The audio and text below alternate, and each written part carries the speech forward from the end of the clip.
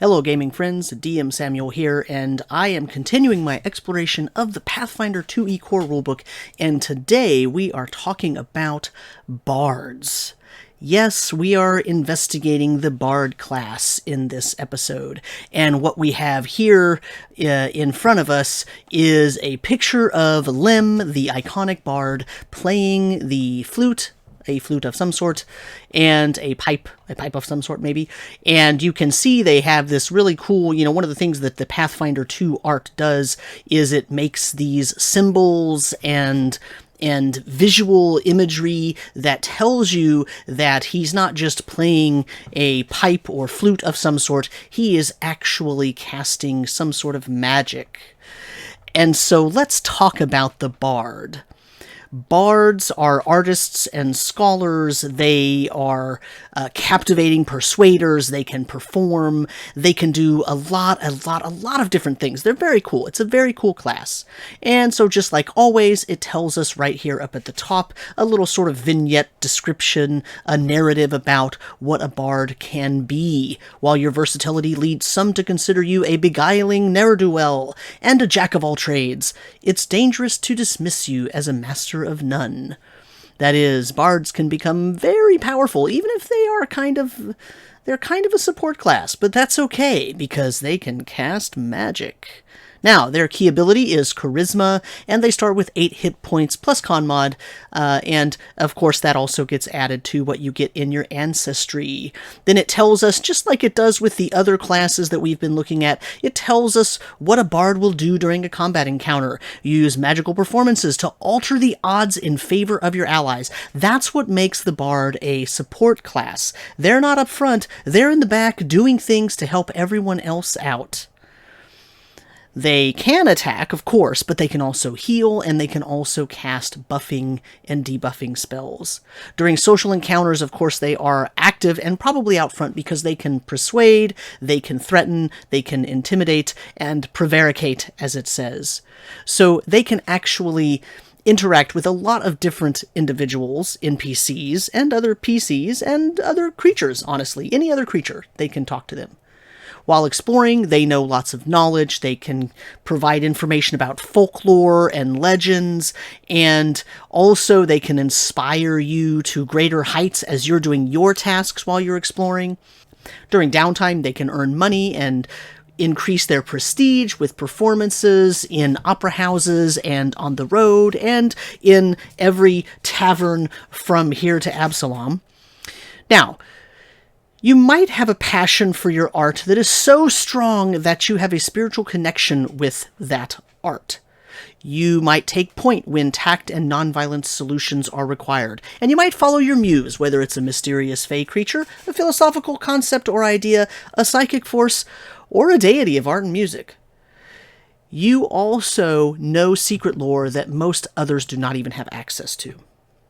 Now, other individuals probably relish the opportunity to invite you to a social event because you are going to be a guest of honor. You are going to walk through the door and everyone is going to know you're there. And that, of course, is going to bolster the social status of that individual that invited you to the party. Also, though, people might underestimate you compared with other spellcasters because they figure, you're just kind of a minstrel. You're there for the entertainment. You don't really have a lot of power other than the power of your personality, which, when it comes down to it in combat, may not be that important. But they would be wrong. Also, other people might favorably respond to you because you are charming. You have social abilities that far surpass almost anyone else. But others might be suspicious of you because of it. So, that's your sort of role-playing prompts. Remember, every class has this. It says how you might think of role-playing your character or what your attitudes and demeanor are, and how others might perceive your character without getting to know you first. That's the sort of stereotypical things that someone else might think about you in the game setting.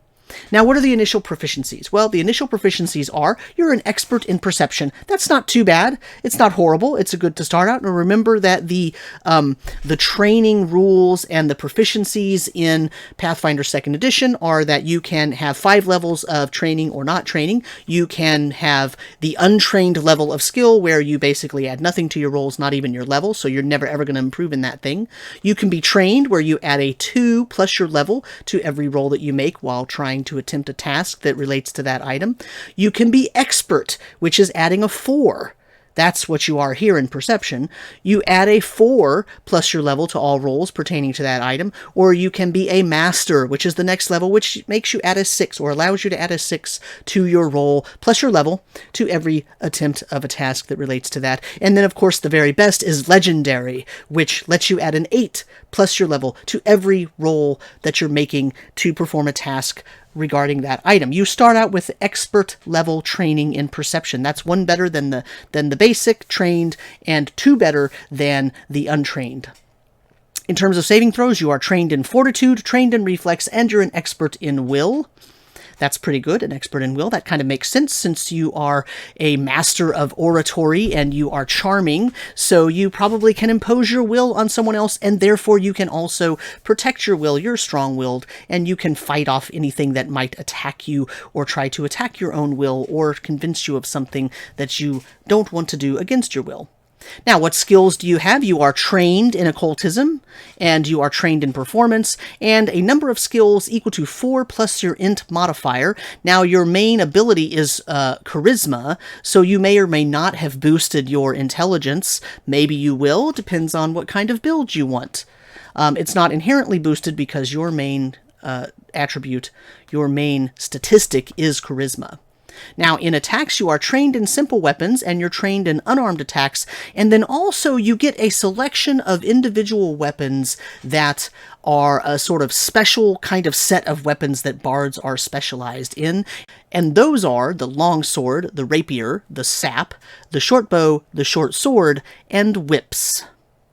Now, in terms of defenses, you are trained in light armor and you are trained in unarmored defense. That means you have no ability to use medium armor or heavy armor, so you would be untrained in those, adding nothing to your rolls there or to your defenses there. For spells, you are trained in occult spell casting and in your occult spell attacks and your occult spell DC.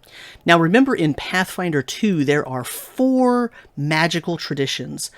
All the spells that are able to be cast in the game fall under one of 4 categories: arcane magic, divine magic, occult magic, or primal magic. Arcane is what you're going to see in the wizard. Of course, divine is what you're going to see in like a paladin type class or in a cleric. And primal is what you might see in a barbarian, okay, or a druid. And occult is what you're going to see with the bard, and that's what it means when it says you are trained in occult spell attacks. We're going to talk about spellcasting a little bit later, real quick. Let's move on to the next page. We have, just like in the other classes, we have an advancement table here, which of course isn't really a table, it's just kind of a listing of what happens at each level. And of course, I made a new type of table, and so you can see it on the screen. Whoop, wrong direction. You can see it on the screen there, and also there is a link down below for you to download that if you want to download it and see how I did it. My table has the proficiencies with weapons more specifically, as well as armor and all of that, which sort of spells things out for you. It also lists every single skill boost and attribute ability boost and all of that sort of thing in a convenient table, which has columns, which is different from how this presents it as just long-form words and descriptions. So let's talk about the class features of the Bard. Of course, you're going to get your ancestry and background features that you get, just like every other class, you also get those. And then you're going to gain the proficiencies that we just talked about on the previous page. And then you also gain, at first level, Occult Spellcasting. That is, you gain the ability and the knowledge to be able to cast spells that are of the occult tradition. Okay, and so you immediately learn or get to use the cast a spell activity. What does that mean? Well, casting a spell is an activity. It's an action that you can perform during the game. So we can look at that activity. And what that cast a spell activity is going to do is it's going to tell you that each spell that is in the spell lists has a number of actions that are associated with it. Remember, Pathfinder 2e uses a sort of 3-action economy where everything that you can do has an associated number of actions. So you can do a 1-action activity, a 2-action activity, or a 3-action activity. And sometimes spells that are listed in the spell lists have a number of actions that are related to that activity. So some spells cost 2 actions to cast, and some cost 3 actions, and some are reactions, honestly, also. So that's what you get. You get to draw upon magic and use the arcane, sorry, not arcane, and you get to use the occult spells for your spell casting ability. Okay, and so you immediately learn how to cast spells, and you are now open to casting spells of the occult tradition. And so if we, it describes all of this here. It tells you how you prepare your spells.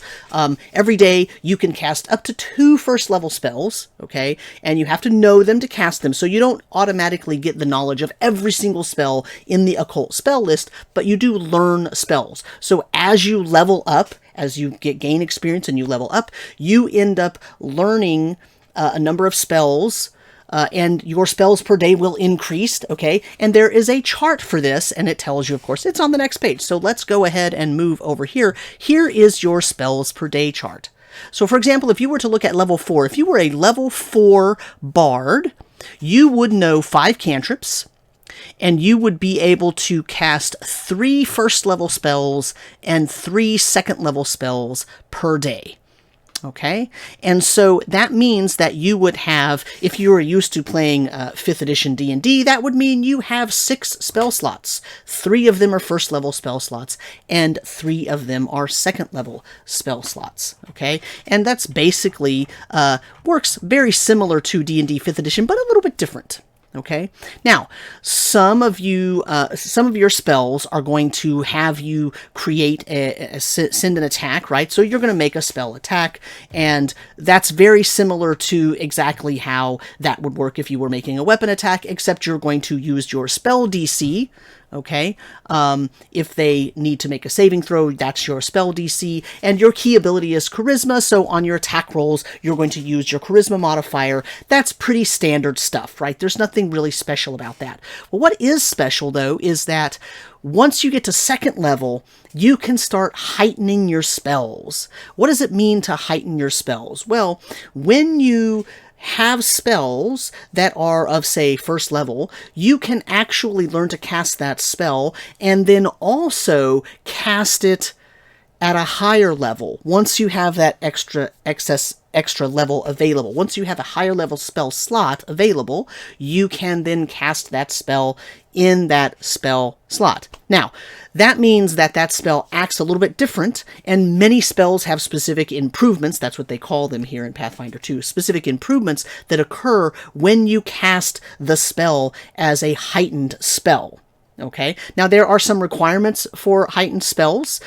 You have to have that spell in your spell repertoire, that is, the spells that you know. Okay, in other words, you don't suddenly just get the knowledge of every single occult spell. You have to know some, and they go into your repertoire. Okay, and having a spell repertoire is a class feature we're going to talk about in a minute. You can see it down here at the bottom of the page here. Now, also, you get cantrips. A cantrip is basically a spell that doesn't require use of a spell slot. That's why when we looked at that chart, I said you know 5 cantrips, not you can cast 5 cantrips. You know 5 cantrips, okay, and you can cast any cantrip whenever you want, any number of times per day. And cantrips get automatically heightened. They get automatically heightened up to half your level, and you round up. So if you're level 5, they will round up to level 3. Okay, so a first level bard, your cantrips are first level, but if you're a 5th level bard, your cantrips end up being 3rd level spells, because half of 5 is 2.5, and then you round up, so that's 3. Okay, so you don't have to learn special heightened versions of those cantrips. They automatically heighten no matter what. Now, your spell repertoire is the spells that you know. Okay, and at first level, you know 2 spells. You also know 5 cantrips. You choose these from the common occult list, okay, which starts much later in the book, in the magic section. You can cast any spell in your repertoire by using a spell slot of the appropriate level. Okay, now, as you increase in level, your spell slot numbers change and your repertoire changes, okay? The spell slots that you have is different from your spell repertoire. Repertoire is just what you know. Here's where I need to jump in and tell you that bards are spontaneous casters. That means they don't prepare spells at the beginning of the day like a traditional caster or something like a wizard. Instead, they have a spell repertoire that they can choose from, and they simply choose which spell to cast right at the moment when they're going to cast it. Now, they have to have a spell slot available, because once they cast it, it's going to use that spell slot. And it has to already be in the repertoire, but they don't have to prepare it at the beginning of the day. So your bard is very flexible in terms of knowing what spells they have and being able to cast any spell that they want at whatever level they have in their spell slots. Now, that doesn't necessarily mean that you get to cast a first level spell in a second level spell slot automatically, like in 5th edition D&D, and that's what I'm about to explain next. Every time you get a new spell slot, you add a spell to your spell repertoire at the same level. So at second level, you get another first level spell. Okay, you don't get a second level spell, you get a first level spell, because at second level, you don't have any second level spell slots. At third level, though, you get second level spell slots, so you get to add 2 second level spells. Okay, now, you also can add a higher level version of a spell you already know, so that you can cast that spell as a heightened spell. So, here's a difference between Pathfinder 2e and 5th edition spellcasting. In 5th edition, if you have a spell slot open, and you know a spell, and it's a, say, first level spell, and you have a third level spell slot open, you can just choose automatically to cast that spell, not as a first level spell, but as a third level spell using that spell slot. You can just pick that at any time. Because you know the first level spell, you use your own magical knowledge to heighten its power right before you cast it. And then you use the higher spell slot. That's not the case here. It is true that some spells automatically heighten, like your cantrips, and some of what you're going to see signature spells might automatically heighten. Okay, but not every spell automatically heightens. So if you want to be able to heighten a spell, you have to actually add a higher level spell of the same type of one you already know from a lower level to your repertoire. Okay, that seems a little confusing, but it's actually not in play. It's actually relatively easy to understand in play. Okay, now, if we come down here, what happens when you want to change spells in your repertoire? Well, when you put new spells in your repertoire, sometimes you might want to replace a spell that you knew before that it turns out, well, I don't use that as much as I thought I would, or I used to use it, but I never decided to learn a heightened version of it, and now it's just too low powered to really be useful, so I'm going to decide to swap it out and then swap in a new spell. Now, when you do that, you still have to swap in a new one of the same level as the one that you're getting rid of, including cantrips, by the way, but at least it gives you the opportunity to get rid of things that you realize you're not using and maybe add things that you want to find out if you will be using later on. Now, bards also get something called composition spells. So, composition spells are spells that are unique to bardic performances, okay? So they usually require you to perform, that is, use the performance skill, okay, which is an action, okay? That's a type of activity that you use. You do that task using the perform skill, which is a charisma-based skill, and since charisma is your main attribute, that's a good thing, right? And basically, they are what are called a focus spell. Composition spells are focus spells. Now, what that means is that to cast the spell, you don't use a spell slot, like what we were talking about with the other occult spells, okay? Instead, you use a focus point. And every spellcasting character who has spells that require the use of focus points gets a focus pool. You will start with 1 focus point in your focus pool, and your focus pool can never have more than 3 focus points. Okay? And when you cast a composition spell, you use the focus point instead of using a spell slot. Okay?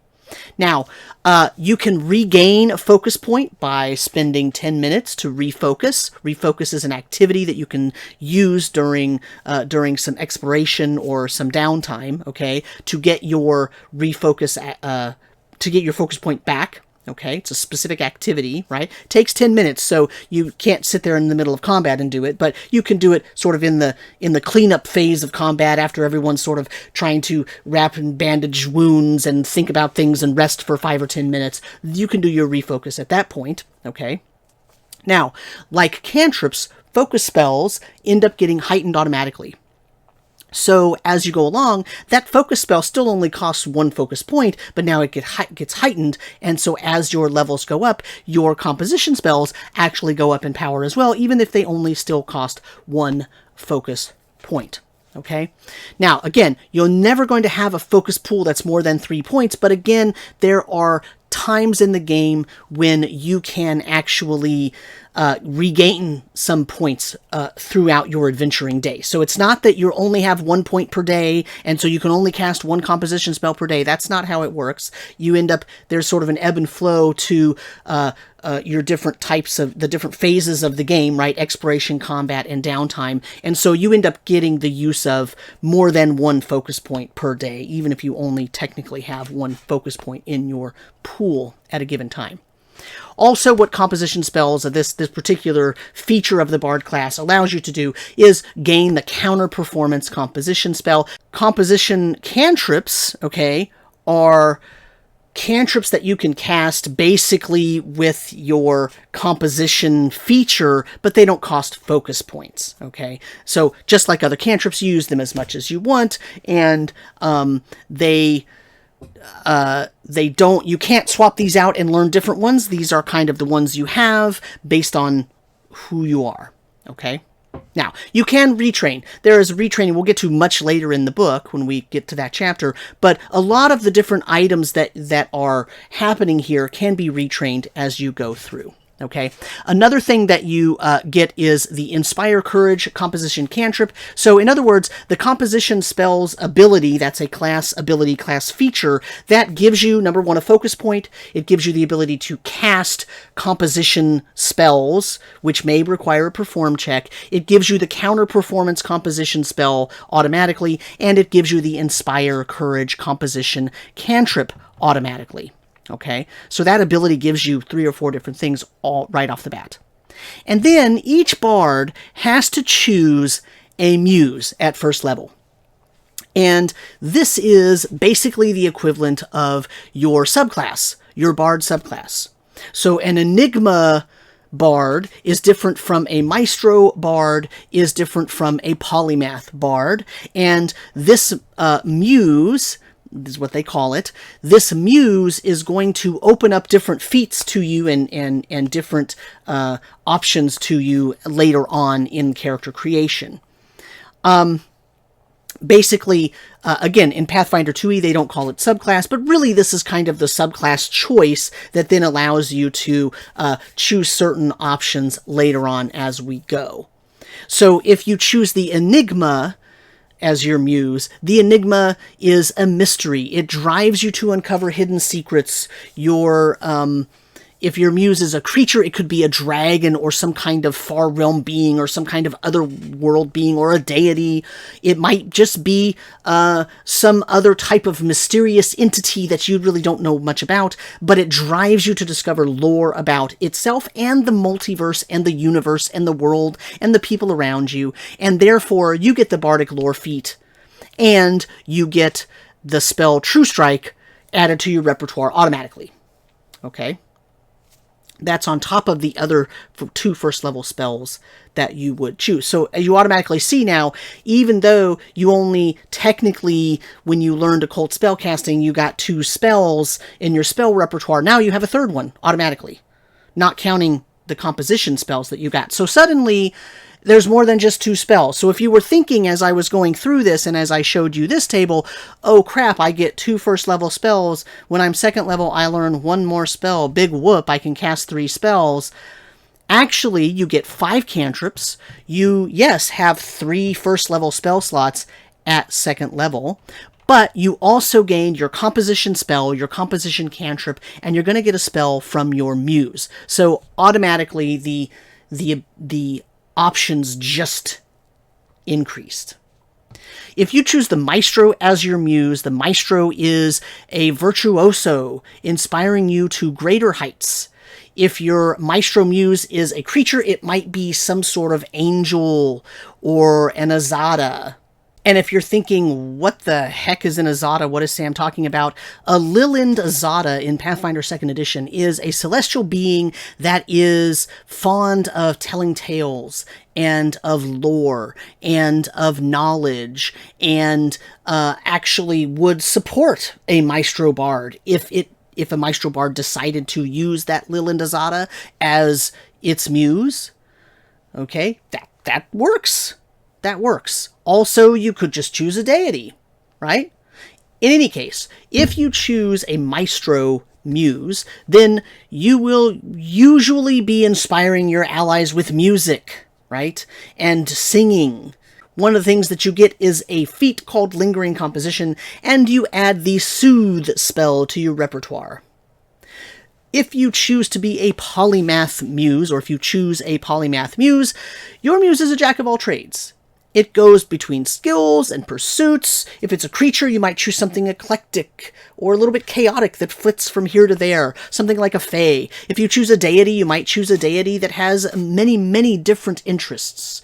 As a bard with a polymath muse, you like a wide variety of activities and lore and tactics and ideas. You literally want to try everything. You want a little bit of everything. You don't want the whole pie, just a little piece of that pie and a piece of that pie over there and a piece of that pie over there and another piece of that other pie over there, just to try it all. You gain the feat called Versatile Performance, and you add the spell Unseen Servant to your repertoire. Now, here's your spells per day chart again, and it's telling you only what spell slots you have, plus how many cantrips you have at any given level. And remember, when you level up, you automatically get to add spells to your repertoire based on how many new spell slots that you have. But also your muse may give you other spells depending on the level, and also you may find spells or learn spells through adventuring. Okay, now at 2nd level, you get, and at every 2 levels thereafter, that is every even level, you're going to get a feat. You are going to get skill feats at 2nd level, and every 2 levels thereafter, you're going to get general feats at 3rd level, and then every 4 levels after that, so 3rd, 7, 11, etc. At 3rd level, you also get lightning reflexes. That means your proficiency for reflex saves goes up to expert from trained, where it began. At 3rd level, you also get the use of signature spells, so now you have more experience casting spells, and each spell that you have access to, you can choose a spell of that level to be a signature spell. What does that mean to have a signature spell? Well, you don't have to learn the heightened version of a signature spell separately. So remember earlier when I said, for example, that one difference between D&D 5th edition and Pathfinder 2 is that in 5th edition D&D, if you just cast a spell in a higher spell slot, it automatically improves that spell. But in Pathfinder 2e, that's not the case. You have to learn the spell, say, at 1st level, and you have to learn the 3rd level version of it, and have them both in your repertoire, which means that it takes one of those repertoire spots.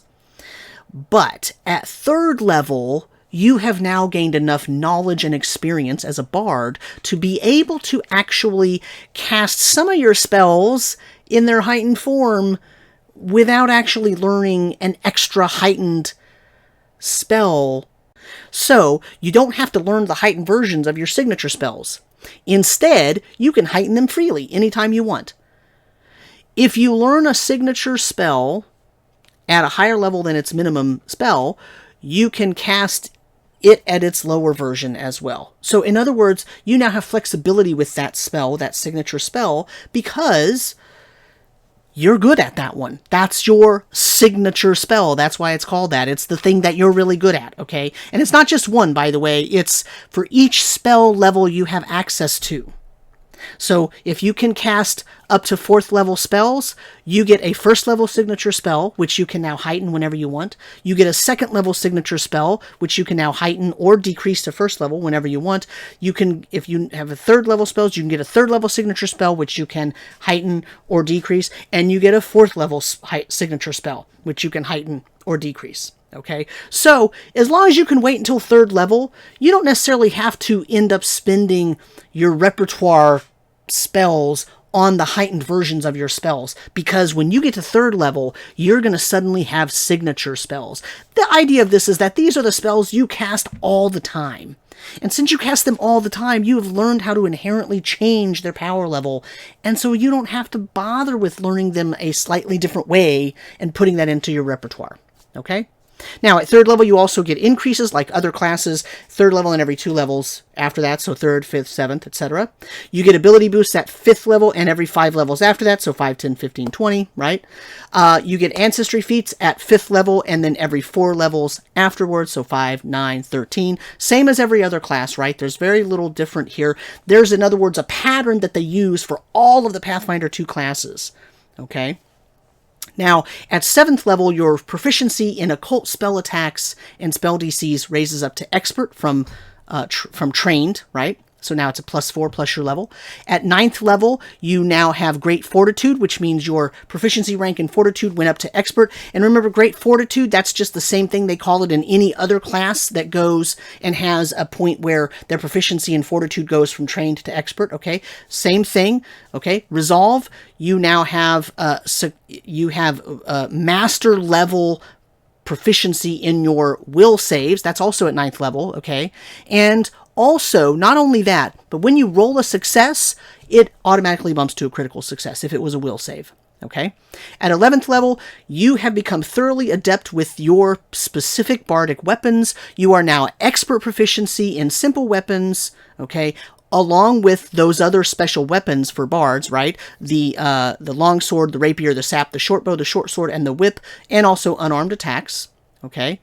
Also, when you critically succeed at an attack roll using one of those weapons or unarmed attacks, while one of your compositions is active, that is, you had to already have a composition spell cast and it's active, then you apply the critical specialization effect for the weapon or the unarmed attack. We'll talk about those when we get to the weapons section, but basically what it is some weapons and some types of weapons and weapon groups, they have special abilities where if you have the ability to apply the critical specialization effect, then it actually applies when you hit with that weapon, okay? We'll talk about those effects later. You have Vigilant Senses at 11th level as well, which means that you now have Perception at the Master level of proficiency, and 2 levels later, at 13th level, you get Light Armor Expertise, so now you are expert level proficiency for light armor and unarmored defense. 13th level, you also get Weapon Specialization, so you deal 2 additional damage with weapons and unarmed attacks that you're an expert in, 3 when you become a master, and 4 if you end up legendary. At 15th level, you become a Master Spellcaster, so your proficiency rank for spell attack rolls and spell DCs moves up to Master, so that's 6 plus your level for every attempt there. And then 17th level, you also get Greater Resolve, so will saves increase to Legendary. Legendary will saves. This totally makes sense for a bard. It's absolutely, completely thematically awesome, okay? Completely makes sense. So with these legendary will saves, when you roll a critical failure on a will save, instead it bumps up 1 step to just a failure. So you don't take the critical failure effect, you take just the failure effect. And if you roll a failure, you only take half damage either way. Okay? At 19th level, you get a special ability, a bardic class feature called Magnum Opus. You have tuned your spellcasting to the highest caliber. Basically, you get 2 10th level occult spells into your repertoire. 2. That doesn't mean that you get 2 spell slots. You get 1 10th level spell slot, as shown on this chart up here. Okay, you only ever have 1 10th level spell slot. Okay, but you get to know 2 10th level spells, okay? And the 10th level occult spells are pretty powerful, okay? I'll put them up here. All right, now, 19th level, you become a legendary spellcaster as well, so all of your proficiency ranks for occult spell attack rolls and DCs move up to legendary. That's 8 plus your level for everything. So one of the things that you notice when you look at these feats, some of them have prerequisites. So if you look at this first feat, Bardic Lore, the prerequisite is that you chose the Enigma as your muse. And Lingering Composition, you chose the Maestro as your muse. Now those should sound familiar because you got those from your muse, right? If we go up here to the muse section, it says you gain the Bardic Lore feat if you chose the Enigma. So you don't have to spend your first level feat, right? You don't have to spend a first level feat slot on that. It already gives it to you if you are an Enigma muse, okay? So, and Maestro Muse for Lingering Composition. The Maestro Muse choice gave you Lingering Composition. Again, you don't have to choose to spend a first level feat slot on getting that. You get it for free when you choose that as your muse. There is a first level Bard class feat that doesn't have a prerequisite muse attached, and that is Reach Spell. It is a 1-action activity. You can extend your spell's range. If the next action you use is to cast a spell that has a range, you increase that range by 30 feet. Okay, that's a first level feat. You use it as an action. That's why it has the symbol there, okay? And that's not granted by any of your muses. Versatile Performance is a feat that is granted by the Polymath Muse if you chose the Polymath Muse. Then you see there are second level feats, and then it's going to go to fourth level feats, etc., etc. And we're also going to get one example of a built bard, okay? And that sample bard is the dancer, which I think is really cool that they chose a dancer rather than some kind of musician or orator or someone strumming a lute or something. They chose a dancer, which is really cool. That's thematically cool. A bard is a performer, and that performance does not have to be playing a musical instrument or singing or speaking in front of a group. It can be dancing, okay? So your bard, who is legendary at interpretive dance, is probably going to kick some major butt. Okay, so of course you make Charisma your highest ability score, followed by Dexterity, because you're going to dance, so you need some good Dexterity, and then Constitution will give you better health, and if you want more skills, because that will add to your lore and your ability to convince people of things, because you are a Charisma bard, okay, then you might want to make Intelligence the fourth one that you boost. Which means that you sort of ignore strength because you don't need it, right? You're in the back casting spells, not in the front punching people, okay? And you probably ignore wisdom as well because, well, you don't need it. You have your muse to guide you. Now, skills, you're going to choose acrobatics and athletics because, of course, you're a dancer. And diplomacy and medicine, occultism, and performance. This one chose the maestro as the muse, which makes sense because music goes along with dancing. And the higher level feats that they chose for this particular sample build are Inspire Competence and Triple Time and Allegro. The spells that this individual will have at first level are Color Spray, Illusory Disguise, Soothe, and then the cantrips Detect Magic, Ghost Sound, Light, Mage Hand, and Read Aura. And that brings us to the basic end of the Bard section, okay? And I want to point out, even so you can look here, even at 10th level, right, there are some prerequisites for some of these, right? So you have to have certain muses, or you have to have chosen certain feats already to get access to other feats, just as in other classes, right? You see this a lot in the other classes as well. Okay, and so that brings us to the end of the bard. Yeah, they only did one example, one sample, but I think the sample is really cool. The sample bard they created is really cool because it's kind of different. It's a dancer, and I think we all could probably make a very competent bard. The difficult part of the bard is learning the spells and learning which spells that you want to use, if you want to plan on which ones are going to be your signature spells, and what exactly you're going to be doing. Which, by the way, I just want to highlight this picture, which is completely awesome here, of Lim playing a tune while looks like two harpies are fighting. That's just such a cool image. It's just a cool picture. This book has so much good art. It's much more rare for me to be disappointed in a piece of art in this book than to not just be like, wow, this is great. Okay, well, that is going to end our discussion of the Bard, and so I hope you've enjoyed this. I hope it helped you out just a little bit. If you were confused about anything, drop a note down below. I'd be happy to have conversations and answer questions. If I got anything wrong, drop a note down below. I do that all the time. I'm a human being, just like you. I can get something wrong. And again, I'm going through this for the first time. So, hopefully it's helpful. Hopefully you're enjoying it. And otherwise, I wish you good gaming, and I will see you next time.